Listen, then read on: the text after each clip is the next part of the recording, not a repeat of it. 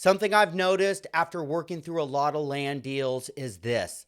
The ones that actually close, that don't blow up 6 months in, that don't leave the landowner starting over, they're rarely the most exciting ones. They're the boring ones. Hey, it's Evan Zener with Metro Land Pro. I help landowners figure out which offers are most likely to close and which ones just look good on paper.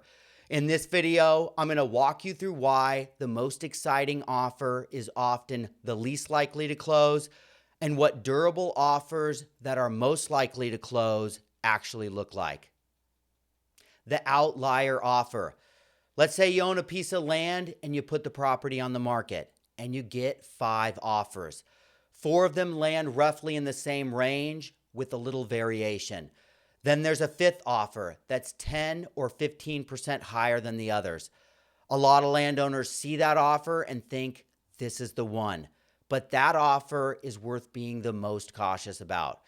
4 serious buyers who know the market, who've done their homework, who've built their pro formas, they all landed in roughly the same place. That's the market talking. That range is where serious buyers see the value, given the risk, the timeline, the entitlement path, all of it. So what does it mean when one buyer comes in dramatically higher? It usually means one of 3 things. 1, they haven't done the math yet, and they're going to figure that out during due diligence. 2, everything has to go perfectly for their model to work. Or 3, and this is the most common one, they came in high on purpose just to get the deal locked up, knowing they'll have to renegotiate price later once you're under contract. Either way, you're probably not getting that number. Why exciting deals break? All 3 of those scenarios tend to end the same way. If they haven't done the math yet, they figure it out during due diligence and come back asking for a price reduction. If everything had to go perfectly, something doesn't, and again, they're back asking for a price reduction. And if they came in high just to lock it up, coming back to renegotiate price was always the plan. By the time any of that happens, you've already taken the property off the market and lost months of time. What durable deals look like? So what does a durable deal actually look like? It looks like an offer in the same range as the other serious buyers. It looks like a buyer who can explain exactly how they got to their number, what they're building, what the risks are, and how they price them in. A serious buyer can walk you through their logic in plain terms. It looks like a track record that actually matches your property, not just we've done a lot of deals, but deals that resemble yours in similar markets at similar scale. And sometimes it looks like a phased takedown, where the buyer purchases the property in pieces rather than all at once.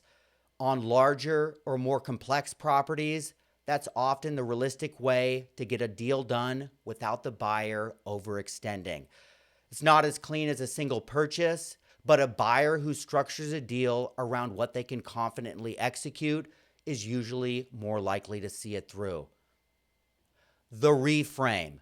The goal isn't the highest offer. The goal is the highest offer that actually closes at that price.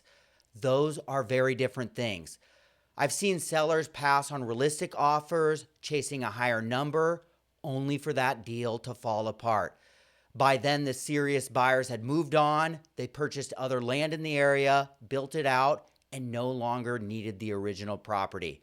The market shifted, the demand was gone, and what looked like the conservative offer years earlier turned out to be the best one they were ever going to get.